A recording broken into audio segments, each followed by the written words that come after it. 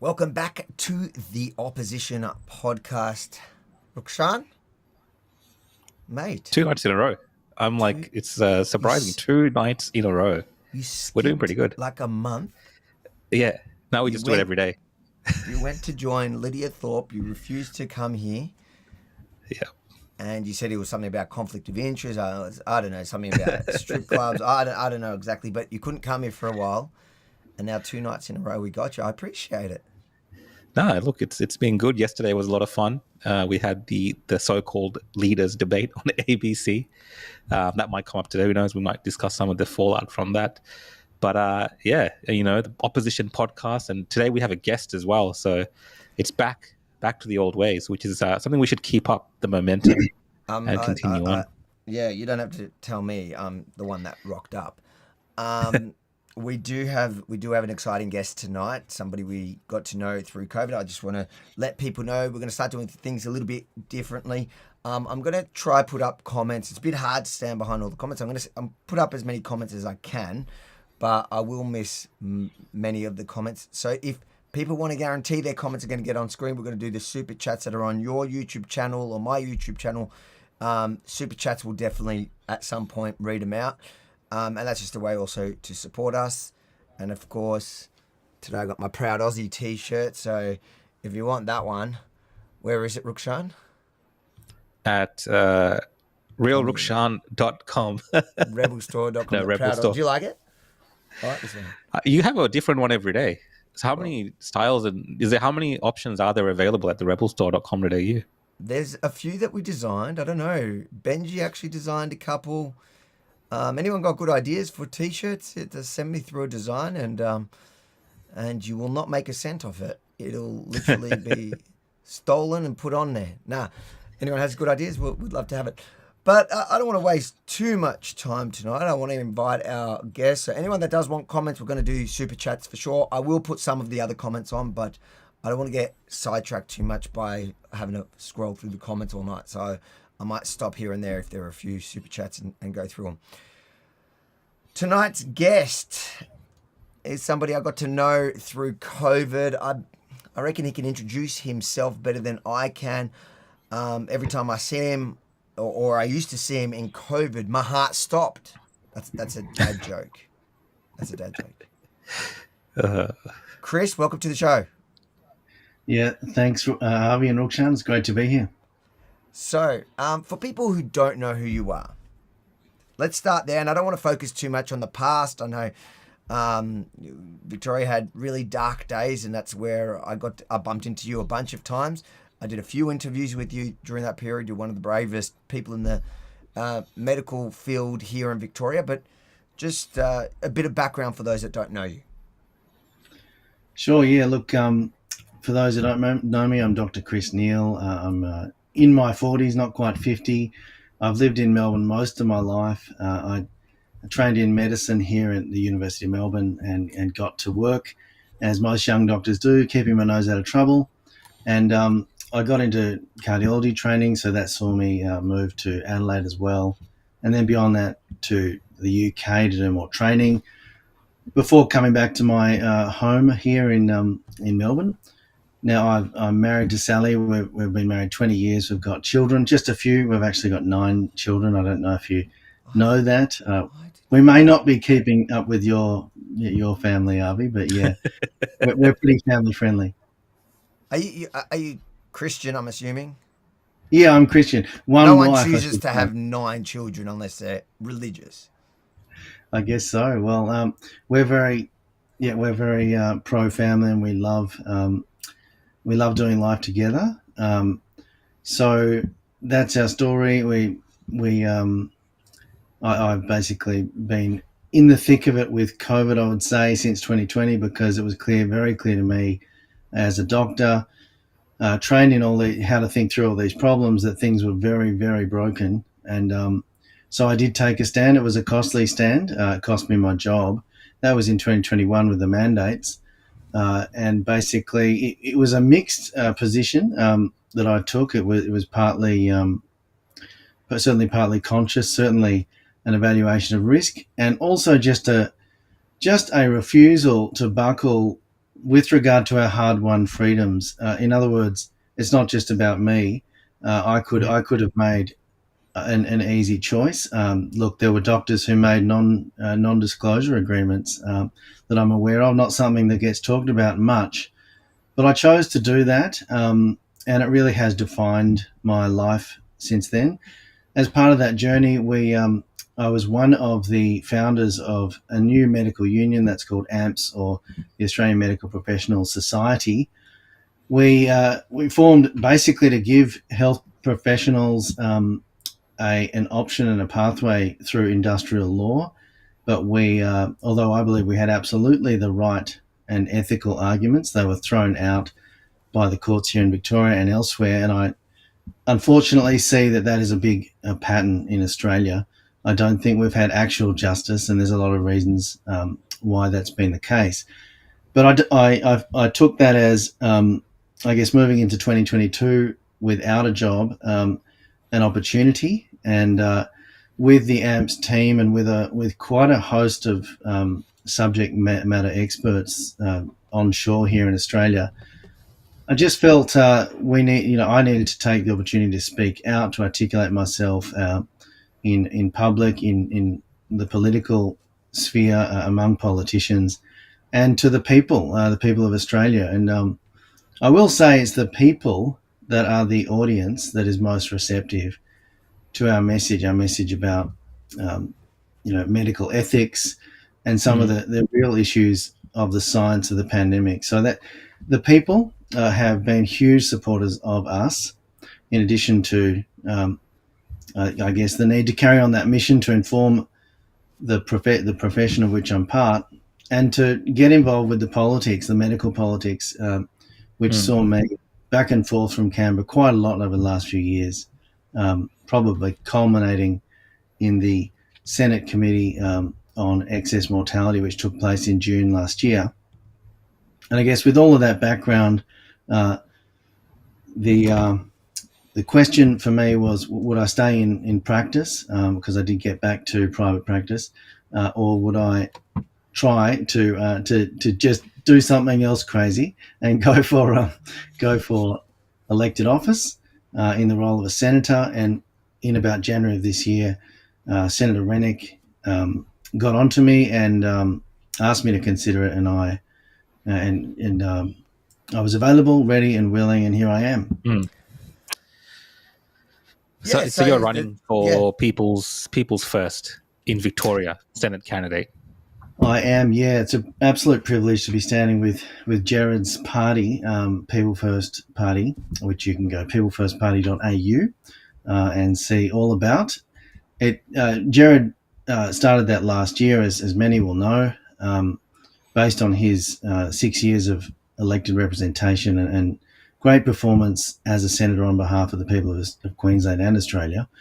He felt he needed to start a new party, and he had, I think, very good reasons for that when you look at what his economic vision has been. And I feel that's he really needed a unique platform to be able to articulate that vision.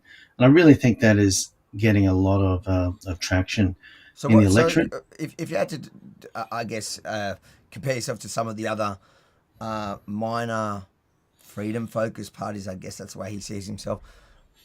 What really is the difference between, I don't know, let's start with One Nation. What would be the difference? What's the point of it? Why should people vote for you guys over them? Well, look, I think you can look at all the like-minded parties with which we are well aligned, certainly on the values of freedom, certainly those values which have, I guess, we've already highlighted somewhat in this discussion around how the pandemic was managed, but freedoms more broadly. I think we're well aligned to One Nation, to the Libertarians, and Trumpeter Patriots, I'd add, and other parties perhaps as well. So, what was your reason for running? Point of distinction. Yeah, I guess my feeling was it was based on look, I've worked with all of them, I must say, and I admire our senators. We've got 6, I would say, senators that have really stood up for us, using their position and their voice with courage, and that's fantastic. I've worked with all of them, and enjoyed working with Jared. I think when you look at myself and one of the reasons Jared selected me was that I come from a technical and professional background. I'm of the view, and I believe Jared shares this view, that we really need real expertise and professionalism in the Senate. I think that's what we've all seen Jared and others, but Jared in particular, bring, and I believe I can bring that. There's a great sense in which our bureaucrats take the higher ground on a technical basis and believe they have the most expert evidence. I'm sure it's very tempting as a bureaucrat to believe that there could be no information better than the information and opinions that you have in a department, but I do not think that's at all the case. I think so much needs to be corrected. It's a challenging task to do it. It's a technically difficult task. I believe I'm up to that. And I don't believe I'm going to be someone they're going to easily just, rebuff, especially in the biomedical issues, which, among the issues of health, that is going to be absolutely my passion and commitment. Yeah, I think, look, it would have been interesting during COVID, especially if we had more medical professionals in the parliament as sitting senators or members of the lower house, because, we have a lot of art students and lawyers, and they're very good at speaking, but like you said, they might not have the technical knowledge on some of those points. Now, with Jared running People's First Party online, I see he gets a lot of traction. He's very popular with his views and the messages that he shares about different issues which are happening. Do you think that's resonating out in the public, more beyond the online presence that you guys have as a party? Oh, look, I've got to say, as someone who I do not at all consider myself a master of social media, like really not at all, but I would say I'm in awe of Jared. I think he started this campaign with 500,000 followers across different platforms, and he works really hard, I can say. And there's a lot of people supporting him. There's a lot of people, I guess, from the grassroots jumping in, creating content, reclipping. And I think my impression is that it is really going well. I think people resonate with the message. The branding's great. People first says it all. That really is through and through the concept of what we want to deliver for the Australian people. What do you think is going to happen in this election? So we can see here, I'm going to jump over straight to the latest polls are not looking very great. It seems like it's heading towards a Labor minority. That's if you believe the polls. I don't know. I tend not to believe the polls. If you believe the polls, for example, in America, I'd say we'd be living right now under Kamala Harris. However, good point. Unlike in that case, I was certain by the vibe outside when I walk outside and talk to the average person. At the moment, I don't know. I can't call it. I know people hate Labor. A lot of people are going to be voting minorities, going to be minor parties. Dutton isn't particularly liked. I don't know. I don't think he's resonating much with many people. So it seems, if you believe the polls, that we could be looking at a worst case scenario, which would be a Labor minority government, which means that they'll be pushed even further to the left with people like the Greens. What are you? I'm assuming you're out there campaigning. What are you sensing? Well, I think it's going to be very close and maybe too close to call. And I guess my inclination is to think that it will swing back to the coalition. But it could go the other way. And so my passion and the reason for my own involvement is I think we do have a pathway to get really good senators in, one from each state, hopefully. If we can pull this off in the next few weeks, and there's a lot of there's a real road ahead of us. But if we can get a much better selection in there to join those who are already there, standing up for Australians, and we all know how few they really are in this audience, I'm sure, then I think we can better demonstrate to the Australian people what it is to really represent. Probably in a very disruptive electoral cycle coming up, Now, I guess I would, from my own perspective, I do feel that the Liberal coalition, the Liberal National Coalition, is really fixated on regaining those blue ribbon blue ribbon electorates taken by the Teals last time. I think that's quite an obsession. That's my impression, and I think you can see that around Melbourne, certainly where I often travel. I think we've lost him there. Bit of a transmission issue. Selected young I think we might need him to call female. back. Yeah, We get him to might ring need him in. to call back in. But Here we go. yeah, he's back. I don't know. We'll find. It is interesting though what he says about the Senate. Like that's what people don't realize. I think the best chance that we have, we probably can't affect change of government between Labor and Liberal, but at least in the Senate, you can build a type of firewall with these minor parties to kind of hold back a lot of the changes which are happening, because a lot of all the legislation pretty much has to go through both houses. So I mean, all of it does. So you can have this firewall in the Senate of these parties and these candidates. Yep, they'll who hold can the stop, balance who of can power. to hold the balance of power, or just enough there to just be an annoyance when they bring out their woke left-wing socialist style bills and legislation that they're pushing down our throats. And it's not going to be Dutton, the Liberal government. I think I saw a rumor today that Dutton was asked about that, that UK thing that happened with the Scottish. You shared this on your X, where the court ruled about we should watch that.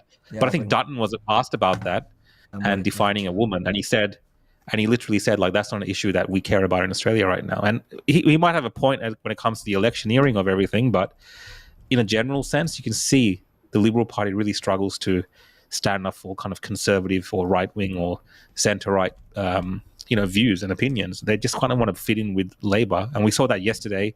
They're very alike, both the parties. And that's why we call them a uni party. And there's not much difference there. So having people like Dr. Chris Neal, or other, he's back. Other similar senators elected into the upper house will make a massive difference. Decision of this court is that the terms woman and sex in the Equality Act 2010 refer to a biological woman and biological sex. I love how they react. That's one. But then here's the whole. Let me just. That's a big. Yeah, someone's written in the comments. Big win for women. Yeah. You have what's the name? Question on this appeal. What is that? The Harry Potter author. What's her name? Yeah. She's loving life. Oh, sure. And it was funny watching. I had to read when I was just researching for it this morning. I was just like reading all the articles and the reactions, and it's crazy to see like the trans activist and then her. What is her name? Her name just slipped me. But here you go. Central question on this appeal is the meaning of the terms woman and sex in the Equality Act 2010. Do those terms refer to biological women or biological sex? Or is a woman to be interpreted as extending to a trans woman with a gender recognition certificate?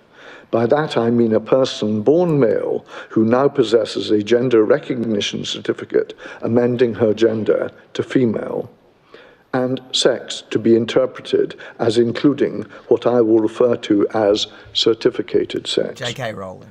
The unanimous decision of this court is that the terms woman and sex in the Equality Act 2010 refer to a biological woman and biological sex. This ruling was a much-needed win for. It was an epic outcome in all that. That was an epic outcome. Yeah, I'm hearing that Dutton doesn't want to kind of talk about it or recognize that this thing's happened, and the world's kind of shifting a little bit. We saw it in America, some common sense coming back. Now we're seeing it in the court system in the UK. This common sense coming back, and it's just crazy that some of these kind of politicians that have these values and want to be all about logic and obviously the facts of everything, just want to avoid it because he's never going to get the trans vote, let's say for instance in Australia, or the left-wing vote for people that support that type of thing. He's not going to get that vote, so he's just kind of protecting his image. He's just not brave enough to really be out there and be outspoken. Honestly, I think there was a couple of reaction. Who is this one? 1 second, I'll bring it up. 20 years of understanding. There we go. Hold on. In the community about what comes next. I'm absolutely gutted by today's ruling. I think it undoes 20 years of understanding that if a transgender person with a gender recognition certificate has obtained that GRC, that they are, for almost all legal intents and purposes, their acquired gender. It feels like the UK is an increasingly scary place to be openly trans, and I think that this ruling is only going to make that worse. It's like, think about what they're saying. It's going to make it worse. It's scary to be trans because you don't get to legally be in... Take a woman's identity. Yeah, and be in women's... women. Well, that one was in reference to the... what was it? The Human Rights Act. So it's protecting... It was protecting... what was it? The Human Rights Act of 2010 or something?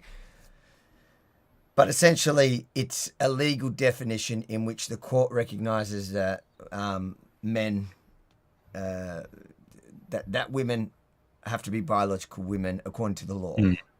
Of course. So, which was, I think he's back in. Oh, there we go. Oh, there we go. Back.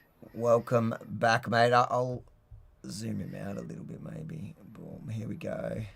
We have to correct it while we're... Oh no, what have I done? Oh, no. Oh, he's on his phone. That's why. Yeah, He's got to go I on my phone. Turn your phone the other way. It'll probably give us more to work with. Okay, good. But you might have to... This is a bit of fun. Yeah, you might have to get out and come back in, but start it turned over. Come back in landscape mode. Yeah, landscape. Look at this. There you go. Good fun. Listen, he's a doctor. He's not a tech support guy. He was talking about technical things, and he's, cardiologists, hearts, looking after all those things, no issue. Technology, perhaps, it's fair enough. He's not tech support like me, so that makes sense. I'm a specialist in tech support. Of already marginalized group in society.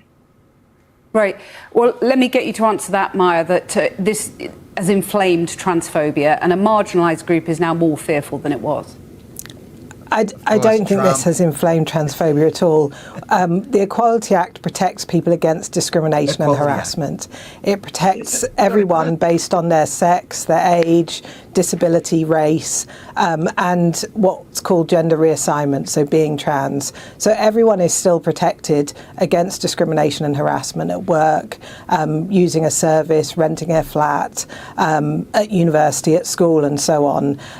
This is not about transphobia, it's about protecting women's rights, which means you have to know what a woman is. And one thing the Supreme Court said very clearly was that there's very little in common between the group of women, people who are female, born with female bodies, who can dress as they like, and they're not necessarily feminine archetypes, and men who wish to be feminine archetypes. It's good we have a medical professional here. Tell me, as a cardiologist, when you had to, I don't know if you were following the news today, where a UK court ruled in a... I guess people are shocked by it because we've been so used to even the judicial system, especially when it came to COVID. You mentioned that earlier, but just the judicial system itself even being corrupted by political bias. So people were shocked by the most basic and obvious thing that when it came to this case, that the court ruled that a trans woman was not actually a legally defined woman. So if you're biologically born as a man, you were no longer from a legal perspective considered a woman. So you as a medical professional who, how long were you a cardiologist for before COVID got you? No, I'm still a cardiologist. I've been a cardiologist for over 15 years, since 2009. And I've dealt with many people who have transitioned surgically and otherwise over that time, they've tended to be adults. The practice of sex transition surgery has been around for well over 100 years. It's not my area at all, and it remains obviously it's going. Okay, the point is it's in the kids. That's where it's an issue. That's where I think. I mean, I certainly have a big concern about whether kids can consent to such a drastic thing on the one hand, and on the other hand, how much is actually being driven by radical gender ideology, with which I totally disagree. And so I think that, I guess my attempt is to show you that there's a stable sort of practice of medicine which is in the adult domain, and it needs to be regulated well. But on the other hand, there's been a destabilisation, which is, I believe, primarily been, the last 12 years or so, and has, I think, been aided and abetted by the way children are being educated. And so when that comes to gender dysphoria, obviously can happen to anyone any age. It's a problem. We have to be compassionate to people, whether they're kids or not, if they're suffering from that, and provide care appropriately. Again, if we oversimplify those issues and shunt people into a pathway at a very early age, then and they transition, and there is certainly far more acceptance than there's ever been of people in a paediatric age group transitioning both by hormones as well as surgery. Then I think that's fraught with risk. Now, a few years ago, the Cass report came out in the UK. Now, the story you're bringing up is in the UK also, but the distinction of the Cass report is the government asked for Dr. Cass, a retired paediatrician, to do a thoroughgoing assessment of gender transition practices, including at the Tavistock Institute. And she found, as I've just indicated, that she didn't buy that everything was being done well, especially with regard to informed consent of minors. And, informed consent governs absolutely everything. If there is a regulatory principle of that relates to doctors, who, after all, are very dangerous people. You allow us to cut you or give you drugs. Of course, all drugs are poison. Certainly, it's a matter of dose. Informed consent has to govern everything, and that's my view. That we haven't clarified this, and meanwhile, the vast majority of our colleges and associations have gone along with it. I believe that's because it's politicised. So that's certainly my position. I think that we've got to have our own Cass review. I think we've got to have a reckoning, and I'm actually concerned that my profession is really out of step and is kind of probably looking at a number of sort of foreseeable ways in which there's going to be a backlash. One of those is the detransitioning community.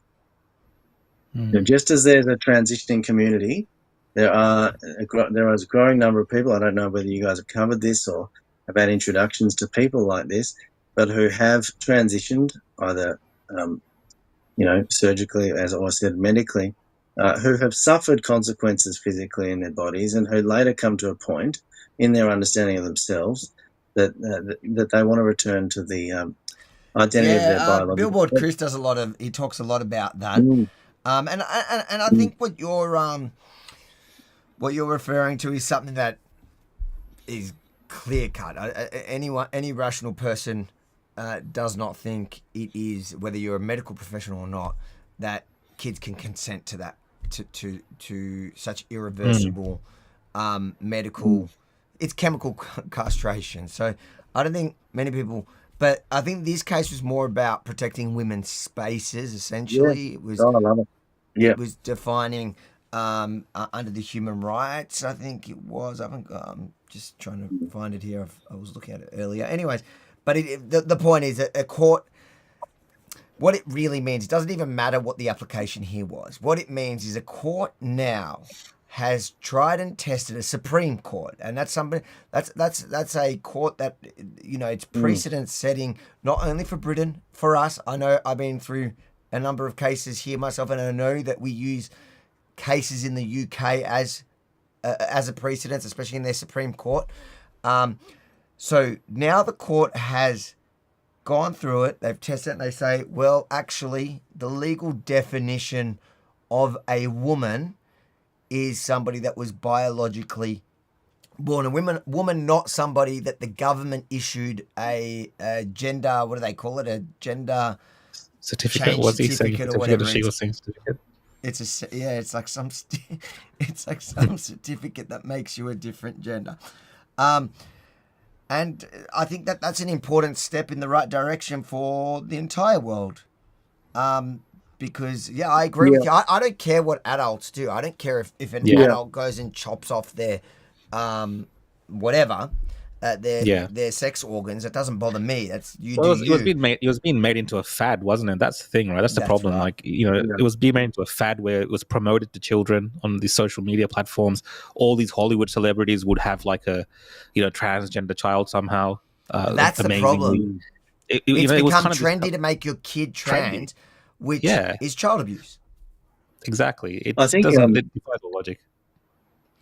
I think you can certainly say that whether or not the government got involved in the past, they get involved a whole lot now, and I think that's created a massive mess, particularly for women's rights. And you know, I'm a big supporter of Melbourne's Moira Deeming in terms of her quest, and I think her fight to be able to try to get women's safe spaces, and beyond her, the Australian Women's Forum, I think is carrying on a really good fight, and I hope they have the kind of victories and that we see the kind of reversals that we've just seen in the UK.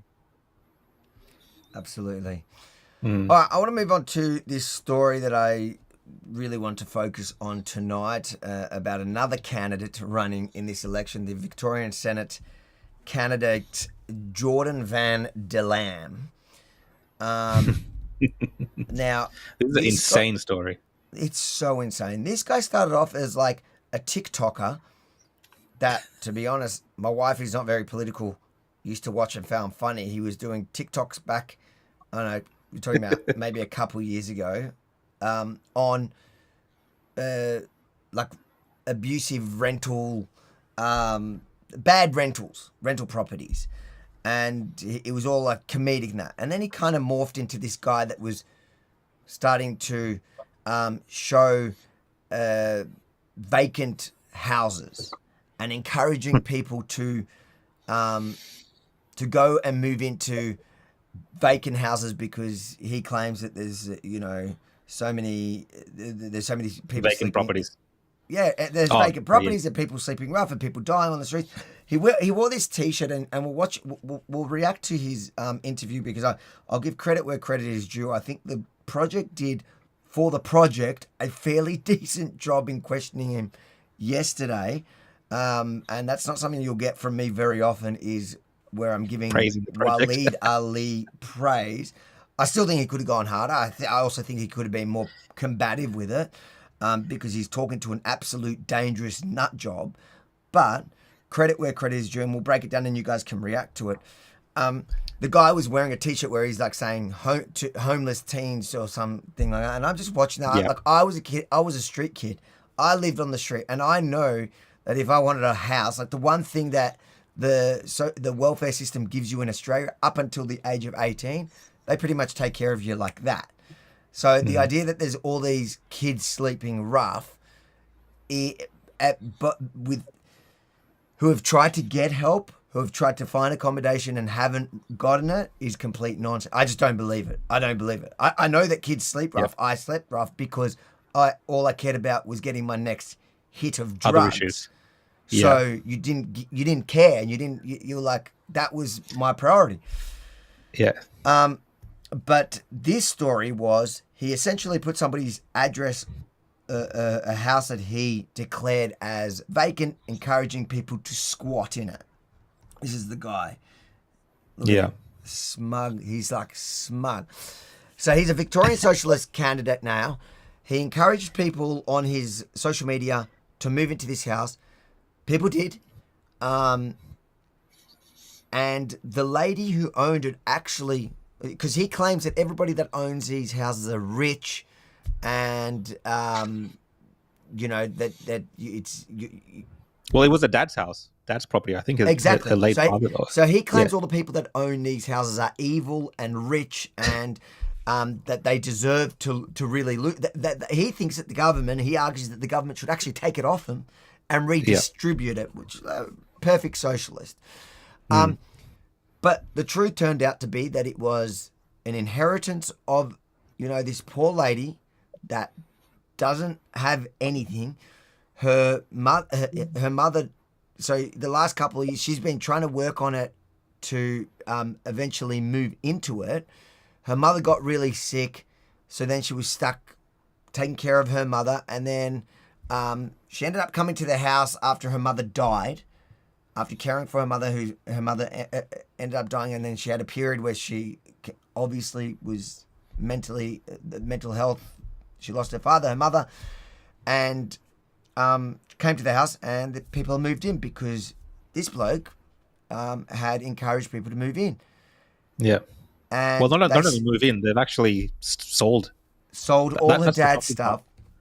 All the dad's possessions. Like, imagine going back to your late father's home, and some people, because of this dude, have taken over the place, changed all the locks, and then they've also sold all your family's possessions. It's just insane. It's insane. And the thing I don't understand is, how is he not being held legally accountable? This is it's a crime to trespass. How is it, if you incite people to commit crimes, how are you not being criminally prosecuted for it? You remember how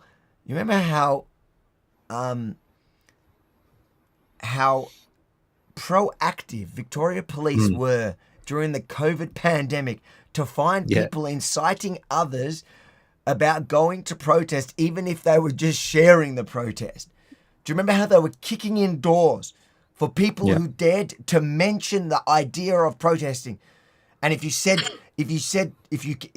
actually wrote the words, go and protest, inciting people to commit that, to breach the COVID restrictions, they kicked in your door and dragged you off to jail.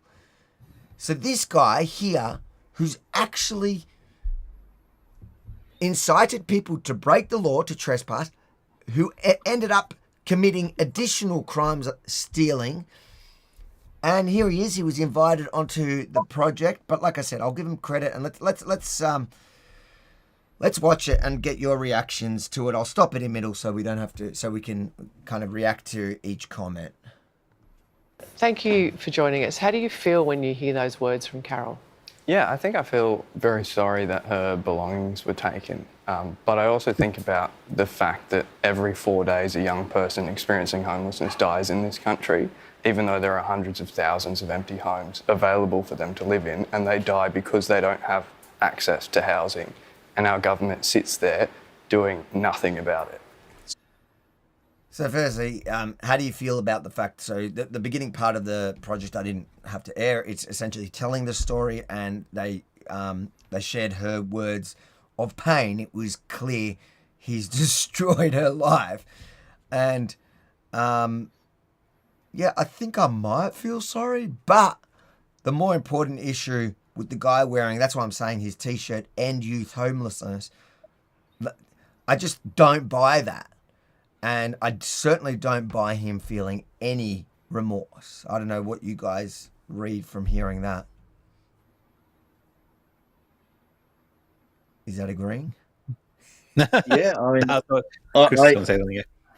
I'll go. Look, first of all, the other thing about Jordan is he's a lawyer, so he's quite considered and should have a lot of background regarding a lot of these complex issues in the law. But what he says just there on that clip is that he's thinking about the macro problem, which is to say youth homelessness, and then he's assuming that the right solution is to occupy homes of individuals and not respecting private property in the process, something which would be classically Marxist or socialist.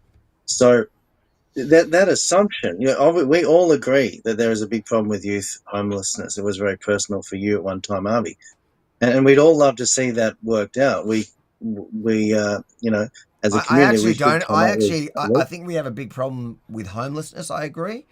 I would say I don't necessarily agree about the youth homelessness, because I believe from experience that that's often by choice rather than lack of government intervention, because the only time the government is quick to intervene is when you're under 18. I remember until 18, if I wanted to, I was put into a home. I went through, crisis home, youth homes. I was in foster care. I and then I slept rough. But I slept rough on the nights that I chose to go get my fix. That was more important to me, because I didn't care about going to the social to meet the social worker who can get me into a house, because I prefer to get high. So I don't agree with that. I just think that I think he's just a socialist, and he does not believe in people's personal ownership, private ownership. I think he thinks we need to redistribute everything, and everyone needs to share everything, whether they want to work or they don't want to work. He's a socialist. Like, that's it. I think the great thing about this clip is that it shows that he's just out of step with community values, even as against the hosts of the project. Yeah, exactly. When the project is turning on you because you're too far left, you're gone. I mean, he's got a lot of following on the youth, and TikTok is very influential. So I'm not sure what we'll see in the Socialist Party's votes. I was doing a bit of scrolling though, and I did notice the period in which my wife was talking about, he was a lot more popular on TikTok. So when he wasn't spewing socialist nonsense, when he was just doing funny TikToks about bad rentals, he was getting a lot more traction there, and that's where he grew his following. And then he kind of morphed into what he's become, a full-blown communist. And it is mind-boggling that he's a lawyer. I can't believe it, but I sort of can. During COVID, I saw a lot of people that were lawyers that understood less of the law than I did. So, and I've never, I always get legal advice, but I realized hiring so many lawyers, which we did when we were running that Fight the Fines campaign, I realized it was this saying that Ezra, my boss, kept telling me. He goes, the only thing worse than not having a lawyer is having a bad lawyer, because a bad lawyer gets you into a lot more trouble. And like the fact that somebody happens to have a lawyer's degree or whatever, the fact that it doesn't work in it today kind of indicates to me that, I don't know, I do not understand how you can incite people to break the law and then you're not charged, and even more so if you're a lawyer.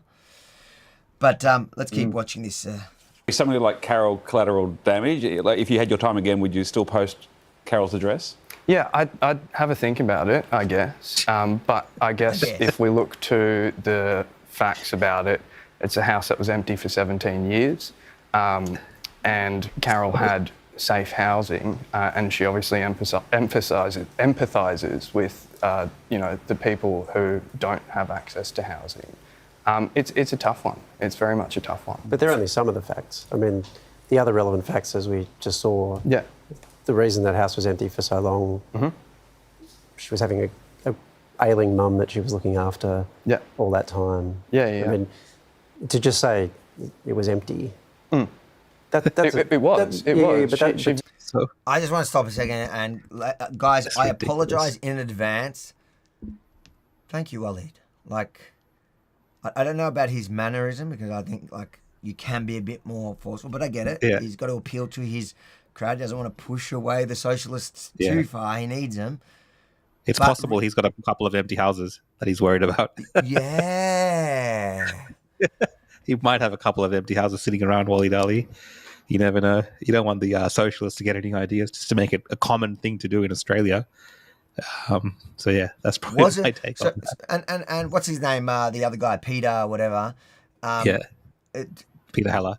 Pedala, is she just collateral damage? Well, Yeah. I guess. Yeah, like I think zero. it's tragic that they're having this conversation about what they've done to this woman and her property. It's just a very casual conversation, like when it's so wrong what's happened here, So and wrong. it's just been discussed very casually.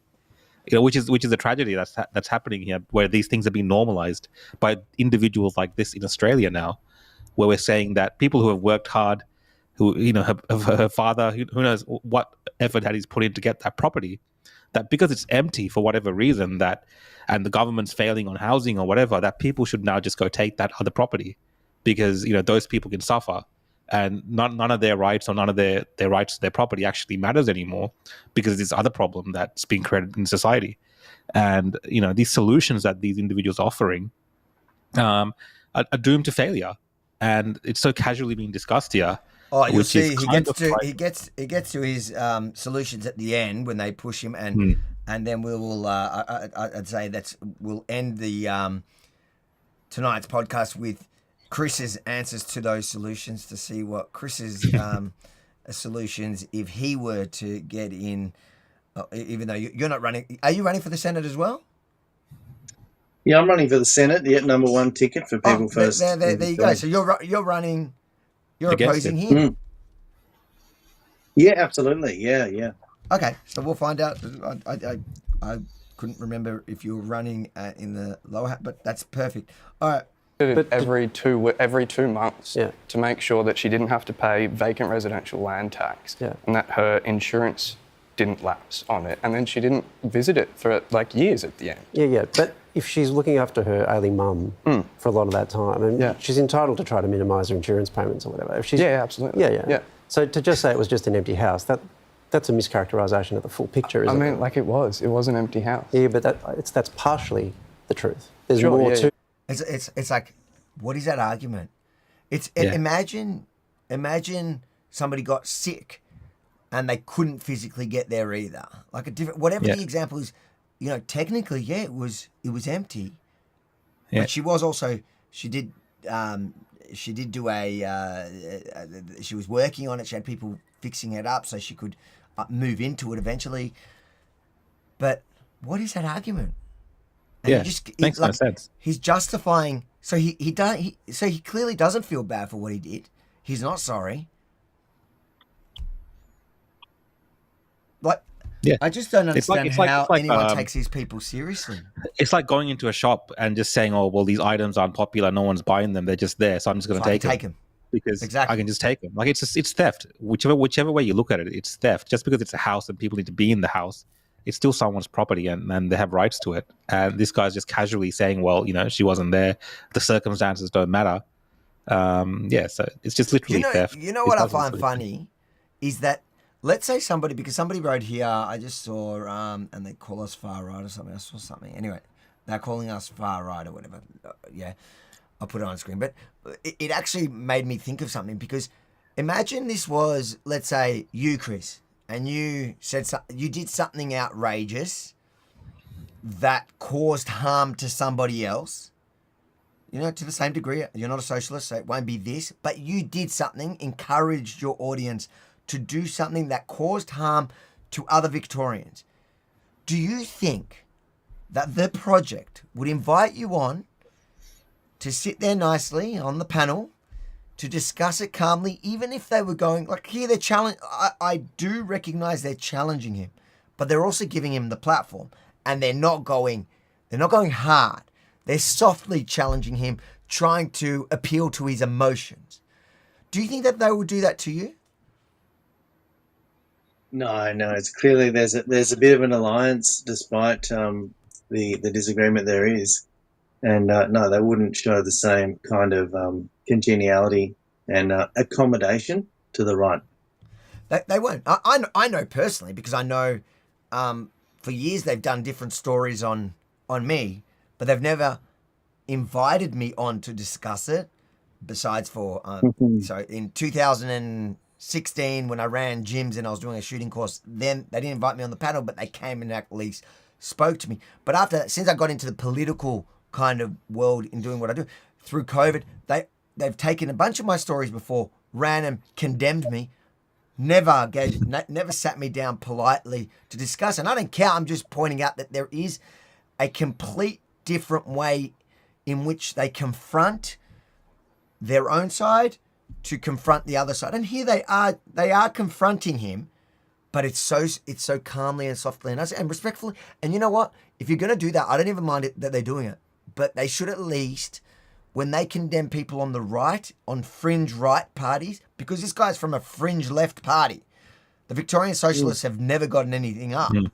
So they are as fringe as, what they would call your party.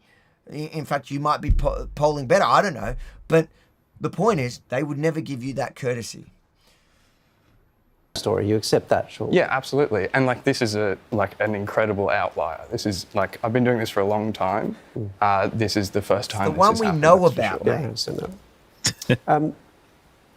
Do you, when you post an address, or say you pass one on privately, do you then check up to see what's happened to that house? Generally, so the addresses that I post are different to the ones that I pass on privately. Yeah.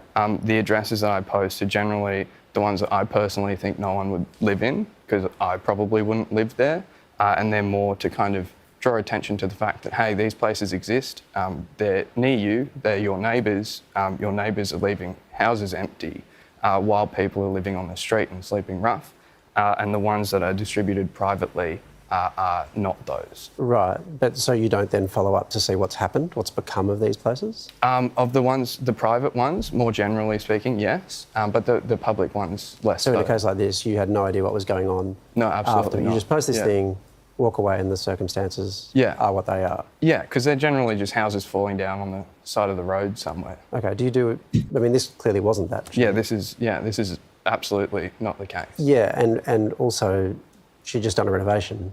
So it clearly wasn't, unless it was a really bad renovation, it was perfectly livable. Are we saying it's livable? Well, I assume so. Unless she's renovating in a way that makes it unlivable. So I guess because you're saying these are terrible houses that no one would want to live in except the most desperate. Well, that doesn't fit these facts, does it? Well, I would say, yes, the person who submitted it had seen this house in their neighbourhood. They'd been living there 10 years. They saw it empty for 10 years while they lived there. They assumed no one was living there. Yeah, but I'm talking about the condition of the house. Yeah, but this is the person's neighbour that submitted it. Yeah, do they visit the house? Do they know what the condition of the house is? More than I do. Right, yeah, okay, but this is the bit I'm a bit confused about because... He's also he struggles with the truth a bit there. He jumps around. If you notice the way he answers that, it's they're falling down. I know that. Have you ever gone there? Nah. Some of what you're doing is predicated on the idea that these are basically abandoned houses and no one would want to live in them anyway. Yeah, the public ones. Right, this isn't that case. You've just said relied on a neighbour who, we don't know, probably never saw the inside of the house. Yeah. So this doesn't actually match your own description of what you say you're doing, isn't that? You can check it up on the street view. You can do a bunch of things.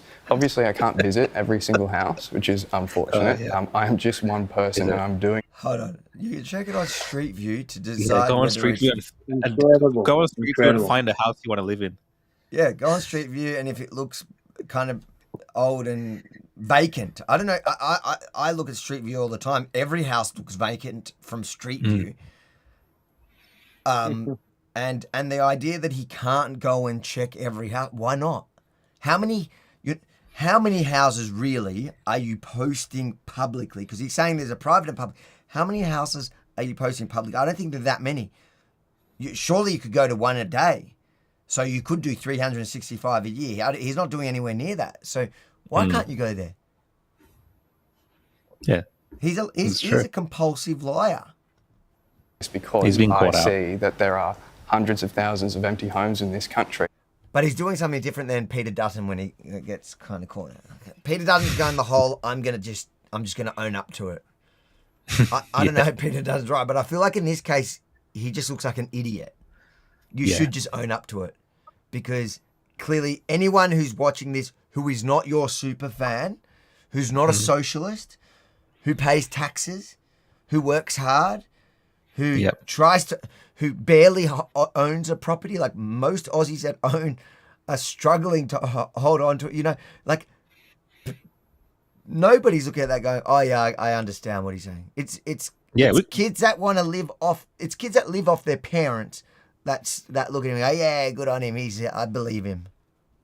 We got to clip this video. This has got to be one of those videos that kind of stays on the internet forever. Like whenever you want to kind of show what this ideology is and how deranged these individuals it's socialism. This is social. This is exactly this is what it advocating for. This is the ugly face of it, and this is what you got to show people because it's very confronting. Just see how casually they talk about taking people's properties, and then that leads to all sorts of other things because you start with taking people's properties, then you take other things, and and we've seen throughout history.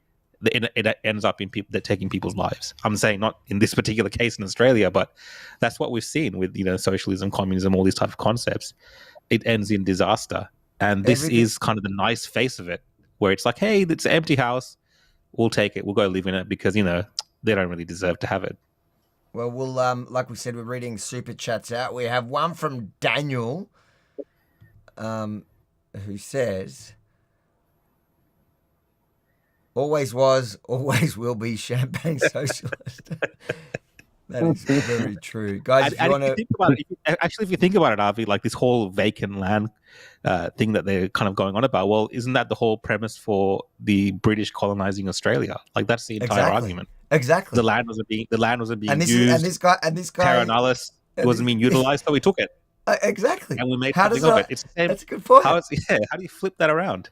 How do you flip that around? Australia was vacant. There was so much land. There were so many homeless criminals. All the convicts, in British prisons. There was no space for them. There was no space. And we brought them to Australia, and look what they've done with it. And this guy also rallies for... He's usually wearing his keffiyeh. I'm surprised he wasn't wearing the End Youth Homelessness and his keffiyeh, where he could have been like... Palestine was... you had all the homeless Jews after World War II, or from the Arab states. They were just... taking unoccupied lands. What are you talking about? He's a hypocrite. Actually I might subscribe to his thing. I agree. That was a good one. You don't really come up with much, but that was good, Rukshan. That was good. There are far fewer people than that sleeping rough, dying on the street because they don't have access to housing. And I'm just literally here trying to make sure that people have things that they need because I care about them. I want to fact check that. How many people die on the streets and how many houses are there? He's saying that there's... Because what did I understand him right? He's saying there's far more people dying on the streets than there are houses available? Is that what he's saying? Yeah, he says something like that. Yeah. Or is he saying the other way around? Hold on. Let's rewind. I tuned out of him. That people have things that they need because I care about them. That's what I'm trying to do. Obviously, there might be better ways to do it. No. Really here, trying to make sure that people have things that they need because I care about them, which is unfortunate. I am just one person and I'm doing this because I see that there are hundreds of thousands of empty homes in this country and there are far fewer people than that sleeping rough, dying on the street because they don't have access to housing. And I'm just literally here trying to make sure that people have things that they need because I care about them. By stealing That's what I'm trying to do. Obviously, there might be better ways to do it, and I would love the government to do that and not me. But I have, I'm not funded to do this stuff. I'm just trying to help people who are desperate and need houses. So what are the better ways to do it? You don't need funding if you're stealing. Yeah, I'm not funded to steal. Oh, don't you love that? Obviously, there are better ways to do this. Yeah, there are a whole lot better ways. Yeah. Not breaking the law. Question for me, that's a question for the government. It's not my responsibility to make sure that the government's job is done and that everyone is housed. However, if the government doesn't do that, I want to step in and do what I can to make sure that people have a roof over their heads while there are empty homes. Well, with respect, it wasn't your job when you were purple pingers. But it is your job when you're a Senate candidate definitely. For the Victorian Socialists in an upcoming election. If I'm not elected... Yeah, you're running. I mean, absolutely. So I've got heaps more ideas if in government, absolutely. There's policy solutions that we can put forward and that we have. and that no one's asked us about. Well, We've never had a... She just did, though. That's my point. That's why sorry, I didn't realise you're asking for policy solutions Well, there. He's also not very bright. No. Like, he's sitting there as a Senate candidate and he doesn't realise what we're asking what you'll do. Anyways, let's hear his policy solutions, and then we'll end with Chris, your counter policies, and maybe I'll send him an invite to debate you on the policy differences that I assume there may be some. Give us your ideas. About my list kind of thing. Oh, heaps. We could build, enough public housing. We could start a public builder, build 1 million public housing units in 10 years, and that would drastically reduce the cost of housing in this country. We could implement, mandatory minimum rent standards across the country. We could introduce, a national rental inspectorate that controls rents to make sure everything is affordable while we keep building public housing massively so that everyone has a place to live. We could also audit the empty homes, have an actual government agency to audit these empty homes once a year or once every 2 years, and make sure that if homes are empty while people don't have homes, that they are distributed equally across society to the people that need them. In short, he's saying we're going to build a heap of houses so that the value of houses goes down. And with public money, with taxes. With public money. And then everyone will kind of move into public housing and essentially we're sharing the wealth and there's not going to be any private ownership. How do you feel about that? Yeah. Is that your policy as well? Yeah, sure. No. Look, we basically believe that Australia needs to be a free and prosperous nation, and that I believe the community can solve these problems, but it shouldn't be at the expense of an ever-expanding and ever-centralising power of government. So his proposal, makes us more dependent on the government. We believe that although homelessness is a very complicated problem, it's more complicated than just the difficulty of being a renter. It's more complicated than just the difficulty of owning your own home, maybe related, but well beyond just that issue. The more free and prosperous we are, the better and the stronger our community can be. And I definitely, believe that we should be a community that looks after the weak and the disenfranchised and those that have done it tough.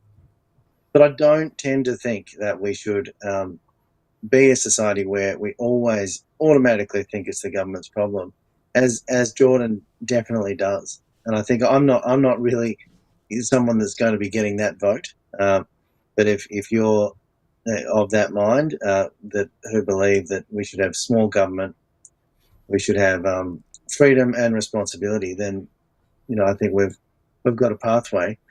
And I think our vision, which I'd be happy to expand on, is for cutting out a lot of red tape and for streamlining the bureaucracy, giving a tax relief, which is badly needed in Australia. And we also have, I think, a solution regarding home ownership, which has been out for a while. Senator Rennick's been talking about superannuation being voluntary, and that includes the ability of Australians to take it out and do what they want with it. After all, it's their money. So voluntary, meaning you can take it out for a deposit on your home loan or to pay down a home loan. Happy to discuss all of that, but just to make it clear, we're not against superannuation, but we are for voluntary superannuation. And I think it's interesting because the Labor, the left side of politics has come up with solutions like the government owning your part of your home, up to 40% of your home. Yeah. Again, that makes you very dependent on the government, and that's what they want. And has so many other derivative problems. And then on the other hand, recently the coalition came out with one I hadn't heard before, but which I understand is done in some other countries, where your home loan repayments are tax deductible. And again, that is still, a situation where personally I'd rather than receive a handout from the government, I'd rather have red tape cut and unnecessary regulation removed. to get us. I think that's how we become a stronger community, and that's the kind of that's how we safeguard the future, the kind of community that I want my kids to be growing up in, the one that gave me so many opportunities. That's the one I want, and it doesn't come by this socialist route at all. And I'm hoping the voters, at least in Victoria, will really make that clear, and that people will see that socialism in Victoria is really on the nose and not a good proposition going forward.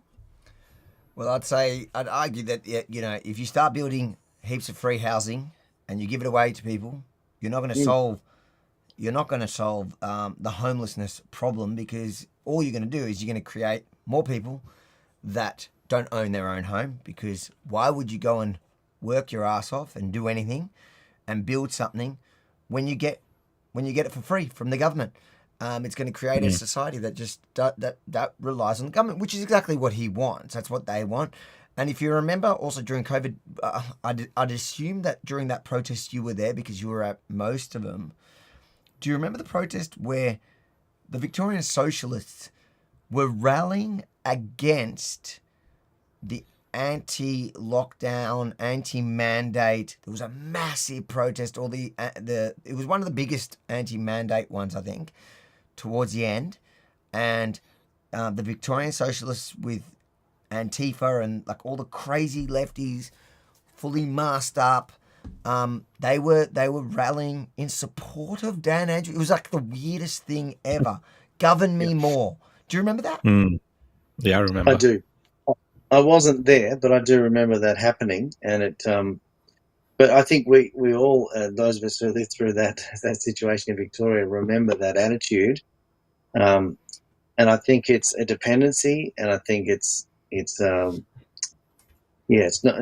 my vision at all for life. I don't think it's why we're here, and it's crazy times. Well, they're a bunch of radical nutcases, and I just pray in this election that we don't end up with a minority government that relies on these wackos from the left, because then we're going to be in even more trouble than we are. So thank you so much for joining us tonight. Thank you for being principled. And I've known you for a while now. I can't say I agree with all of Rennick's things, but I know you as a person, and I know what you stand for, and I'll certainly I think you're one of the good guys. Hey, thanks for your time, guys. Thank you, Chris. Thank you so much. And so that was an interesting conversation. I think the Victorian Socialists. What do you reckon? I think I was reading some of the comments. People were like, "Oh, post his address. Someone should go squat in one of these properties. See how he feels." How he feels about it. It's just ridiculous, because how do you pick and choose? And obviously, we know who their targets are. But I think it's, in a way, it's good that these things are coming to the surface in this manner, with a lot of exposure as well via the project.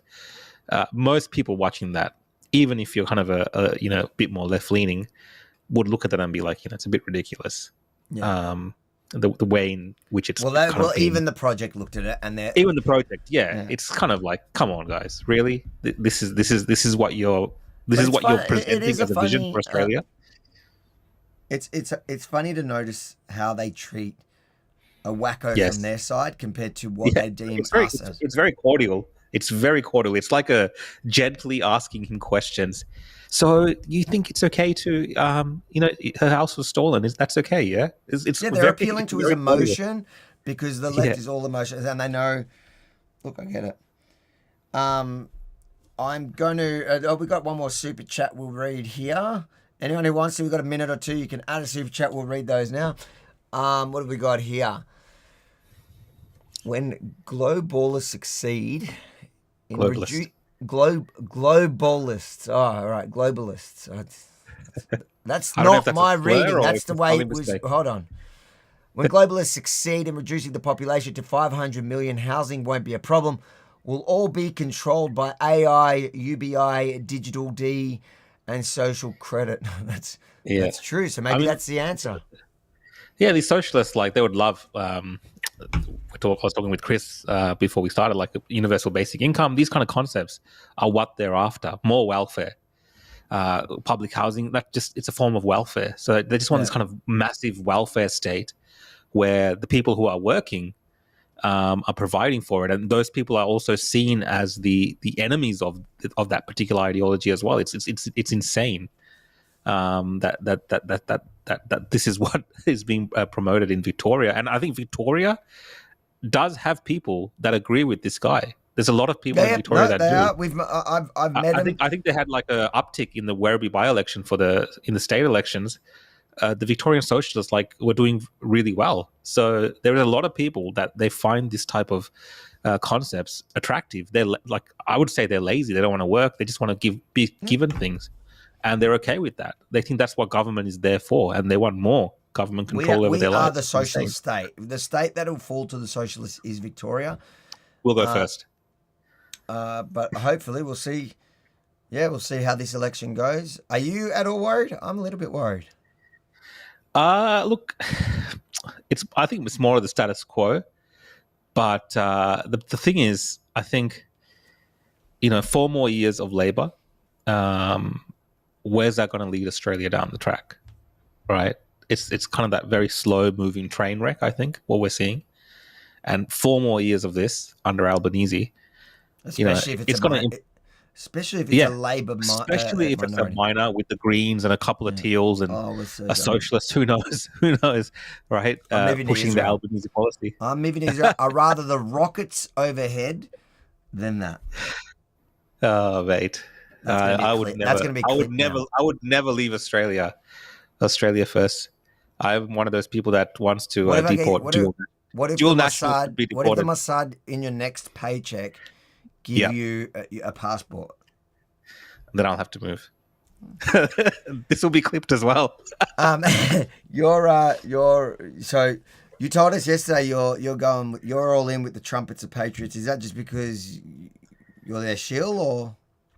I'm not a shill, of course. Obviously, I'm working behind the scenes with the UAP as well. So it just kind of works within that whole framework, right?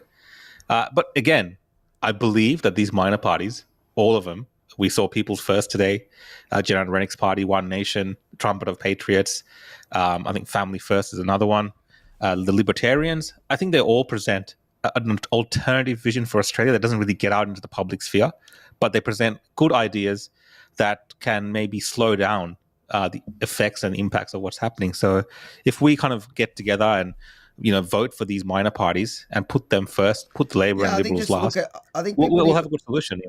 There'll be an option potentially. I think people need to because remember, people are getting all crazy about the preferencing. You do your own preferences. Know the candidates in your area or your Senate candidates. Know the parties. Know who you agree with.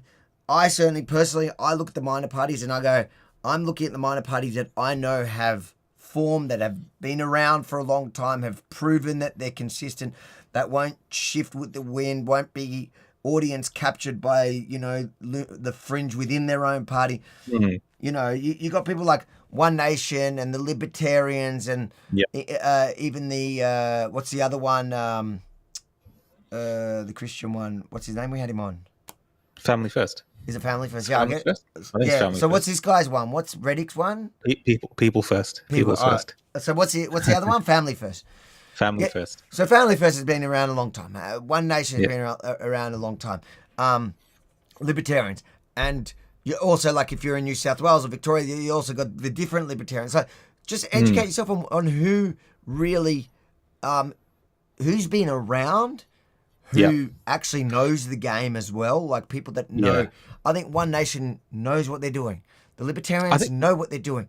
Yeah. Their policies are quite clear. They're up there. They stand for what they stand for, and you can make an informed decision.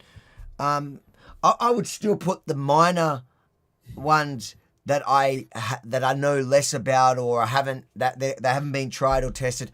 I'd still put them before the majors, but then I would go, then Liberal. I think what you make a good point. Like, One Nation, these kind of parties have been around for a long time, and you've seen that. I think reflected in the polls that are coming out, where despite some of the controversy we saw online on X around, Pauline Hanson and Senator Malcolm Roberts deferring on a certain free speech matter, in terms of the wider public acceptance, they're actually doing good numbers. Yep. And they're kind of in a good position. So they've penetrated, I think, into the psyche of the Australian people over a long period of time. You can see what One Nation has stood for decades now, and they're principled. And I always say she was willing to go to jail for it. She went to jail for it, and you've seen her in Parliament, and she's not a wacko. She stands principled on the issues that matter. And well, she's been proven right over time. She's been proven right over time. And the funniest thing is, because I just today interviewed one of the One Nation candidates, which that'll come out on Tuesday, her story. But what I found interesting is when you look at the candidates from One Nation and compare them to the Greens, One Nation is way more diverse.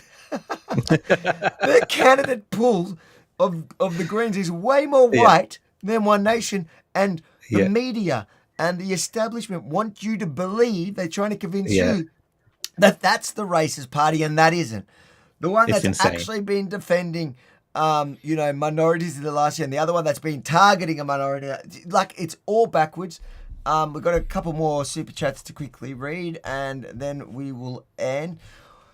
We have Laura says, Shalom during the most important time of Passover, Good Friday, Resurrection Day. God is in control. It's true. This weekend is actually, do you celebrate any of that? You're Christian, aren't you? Catholic, yeah. So Easter Sunday, obviously, it's something that's observed, since I was a child. And it's obviously, the stories or the family gatherings are a big part of it. This year, I'm actually not around with that, but obviously, for us, it's an important time of the year. And what do you mean not around? Think with that? I'm just traveling around doing some other work, but it's sadly, like, a lot of this stuff has been commercialized, around Easter and stuff. When you look at the way the West does it, I remember being around, I think, Easter in Sri Lanka, for instance, like the Catholics in Sri Lanka. It's a lot, very much more different than how Easter is observed in Australia today. In what way? I think, it's very commercial here with all the Easter bunnies and the eggs and all the kind of sports games. So they're more religious about it. More religious, and I think it's more down to the point of what is actually about. It's probably the same with Passover and how it's observed as well. I don't know. Passover, I did. Passover goes for like 8 days. The first 2 nights you do what's called a Passover Seder. I went to one of those. I hate Passover because it's just like you can't eat a lot of foods. You can't have bread, so they have this like matzah that's disgusting. And the funny thing is, like, my background, Yemen Jews actually have a bed, like a soft bread, which is more like, because it's meant to symbolize leaving Egypt, and they had no time, so they had to have unleavened bread, and then and so it was more European Jews who have hard cardboard bread, which makes no sense. Why would they make it hard in cardboard when they left Egypt? Yep. It was more like laffa bread, like a pita, and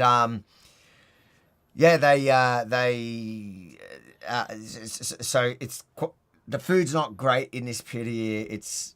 And you can't even, like, I like some of the Jewish holidays where you get to drink a lot. There's a couple of those, and I think everyone likes those holidays. Yeah, Passover's a bit funny like that, but it's it's one of the important ones, and a lot of people connect. A lot of Jews, and I think especially now, a lot of Jews are reconnecting with their traditions, and not necessarily like Judaism is a bit different because it's because it's like a faith and tradition and a people all intertwined.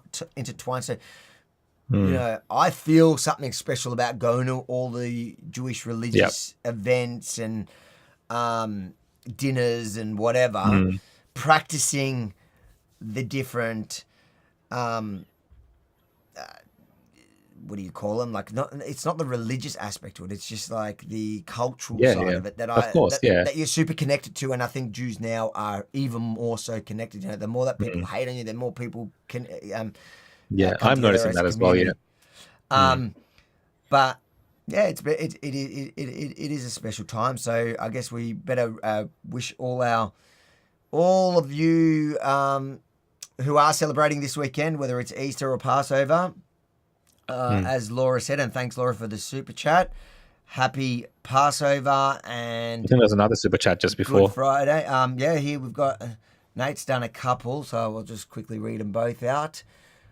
Schwab said, "This is the 2030 goal of all nations." I think I think Nate's talking about the AI, UBI, digital social in the first one, and they've got another one here. Let's see. Thank you, Nate, for all the super chats. Many entities attacking US Constitution from every angle because there is no other document on earth that protects its citizen more. We must protect it. I totally agree. Thank you, Nate, and thank you to all the super chats tonight. I do like the idea of it's really hard sometimes going through all the comments. There are a lot of comments, but this way I know that those that are actually supporting us, putting their money where their mouth is, will start becoming full capitalism now. Full capitalist. And yeah, you know what? It's going to upset him, so I'll do it. And we might as well go this way, eh? If you want to get the t-shirt, rebelstore.com.au. Rukshan, next week we're on, or are you going to bail again? Nah, next week, Thursday. Can we do it on a Wednesday, maybe? I'm traveling for work again. There's a lot of traveling now that I'm, following around important people. There's a lot of traveling involved. I guess we could do it on Wednesday. We did Wednesday yesterday. I you know what? I think the Opposition podcast, maybe we should advertise it as such. It's the fluid show. Oh, it's so fluid. Yeah, it's very friendly. It happens when it happens. Sometimes it identifies as being on, but it's really off. Yeah.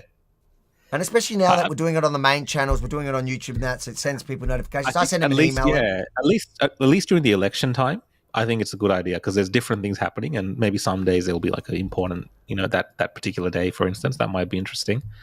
And it just as a proposition, Avi, just while everyone's watching, to put us on the spot here, we should maybe try to get a couple of these candidates in for a little bit of a opposition podcast debate style thing. I don't know if that's. All right, I mean, we should, right? We should do one. We should figure something out. Maybe the week beforehand, when it's all kind of fresh in people's minds, just really get a few of these candidates from these different minor parties and give them a bit of a platform. Yeah, because ABC is not doing it. I know the kids news station, they're doing a couple of debates. So good on them. Those little kids from 6 News. Yeah, they are, man. They've lined themselves up well where they can have both sides, which is what I like. Well, I wouldn't mind if you took some of the ABC funding and just gave it to those kids, just even like a 1% of it. They're doing a pretty good job. True. I didn't watch their debates. I don't know if they're actually challenging anything, or if they're fair or whatever. But no, good on them. Listen, thank you to all the viewers, guys. Until probably Wednesday. I appreciate you spending the night with us, and I apologise for Ruksha.